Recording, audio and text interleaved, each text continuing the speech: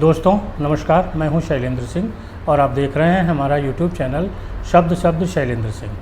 आज हमारे साथ हैं समाज सेवी सुचिता नारायण शुक्ला जी, जो सोशल एक्टिविस्ट हैं।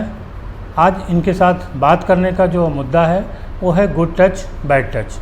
बच्चों में इस चीज़ की अवेयरनेस बहुत ज़रूरी है। अभी हमने देखा है कि भोपाल और गाज़ियाबाद में 2 घटनाएं हुई जहां छोटी छोटी बच्चियों के साथ इस तरीके की वारदातें हो गई हैं। वारदातें कहीं भी हो सकती हैं, इसलिए हर पेरेंट्स को अपने बच्चों के प्रति जागरूक रहने की ज़रूरत है। इस मुद्दे पर हम थोड़ा विस्तार से बात करेंगे सुचिता जी से। सुचिता जी, बहुत बहुत आपका स्वागत है। मैं सुचिता नारायण शुक्ला स्वागत और अभिनंदन करती हूँ।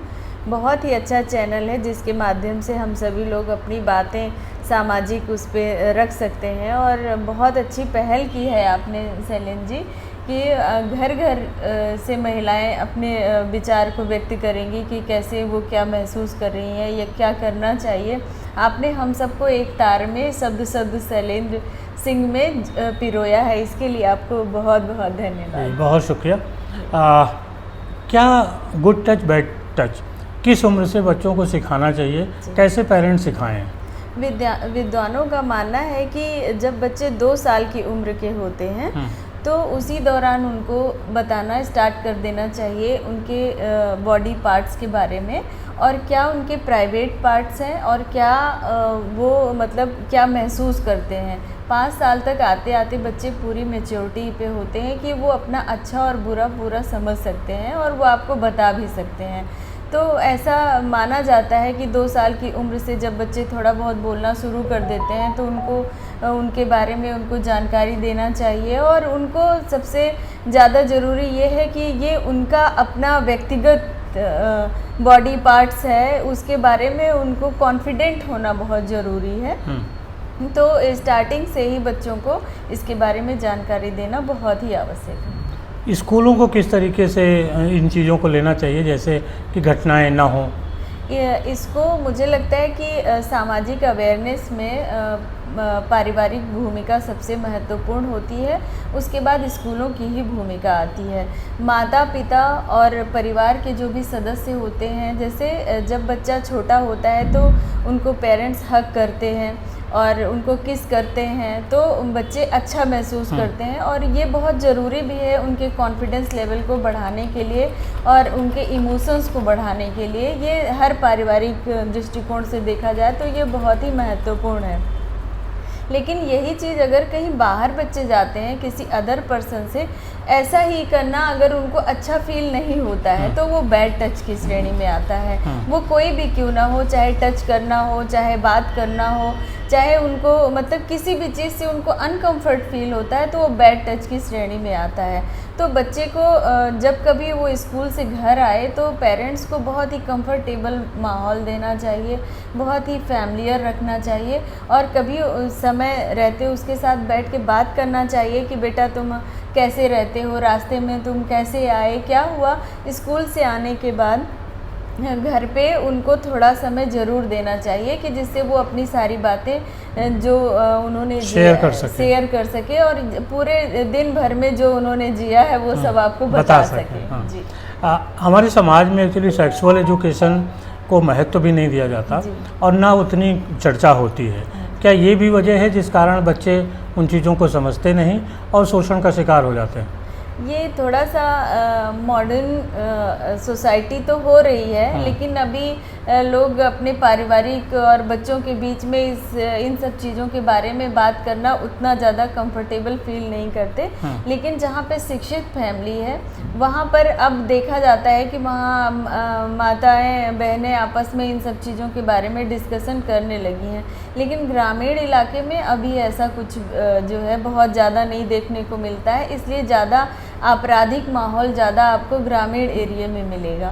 तो इसके अवेयरनेस के लिए हम जितनी सामाजिक संस्थाएं हैं या जो सोशल एक्टिविस्ट हैं या पारिवारिक सदस्य हैं उन सब का दायित्व है कि हम उनको अवेयर करें, और स्टार्टिंग से ही बच्चे जब समझना शुरू करते हैं तो हमें उनको इन सब चीज़ों के बारे में जानकारी देना शुरू करना चाहिए। एक बार देखी गई कि कानून कड़े हों, सरकार ने कड़े कानून बनाए, उसके बाद भी निर्भया कांड के बाद जो महिला हिंसा कानून बना, बहुत सारे उसमें मुद्दे लिए गए। लेकिन उसके बाद भी घटनाएं कहीं रुक नहीं रही हैं, एक के बाद एक तमाम घटनाएं सामने आ रही हैं।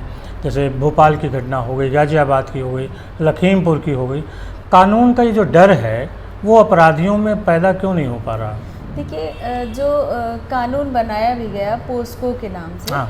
तो वो उस आपने देखा होगा कि इसका विरोध भी हुआ। हाँ, कुछ उसका कारण ये था कि जिस लेवल का कानून बनना चाहिए था कि ये इतना बड़ा अपराध है, उस हिसाब से वो कानून नहीं बनाया गया। तो लोगों को ये लगता है कि हम ये अपराध करेंगे तो हम छूट जाएंगे या ज़्यादा से ज़्यादा यही हो सकेगा। इस पर कड़े कानून की आवश्यकता है। मुझे लगता है कि सोशल अवेयरनेस भी ज़रूरी है और कानून भी कुछ ऐसा स्ट्रॉन्ग बनाया जाए कि जो लोग ऐसे हों उनको ऐसी सज़ा दी जाए कि वो दोबारा ऐसा ना कर सके और दूसरे लोग देख कर करने की हिम्मत ना कर सकें। कई बार क्या होता है ना कि पुलिस जल्दबाजी में एक दबाव होता है, उसके पास समाज का पॉलिटिकल प्रेशर होता है, पार्टियों के प्रेशर होते हैं, तो वो केस को ऐसे वैसे करके खोल देते हैं और बाद में फिर वही अदालतों से मुकदमे छूट जाते हैं। ये भी एक कुछ वजहें हैं ऐसी। हाँ, ये बहुत ही महत्वपूर्ण आपने बात कही कि पुलिस के पास जाकर सारे न्याय तो नहीं मिल रहे हैं। वहाँ से अब कानून में आप जाइए तो वहाँ पर भी ऐसा नहीं हो रहा है। बड़े बड़े अपराधी देखिए छूट के चले आ रहे हैं। तो उसका मैसेज क्या जाता है सोसाइटी में कि हम एक न एक दिन छूट के चले आएंगे और हमारी जो आपराधिक भावना है, जो हमारी मानसिक विकृतियाँ हैं, उसको लोग जो है अपना जो उनकी सोच है उसको कर ही लेते हैं। कुल मिला के ये है, कर लेते हैं, फिर वो अंजाम का नहीं सोचते हैं कि क्या होना चाहिए।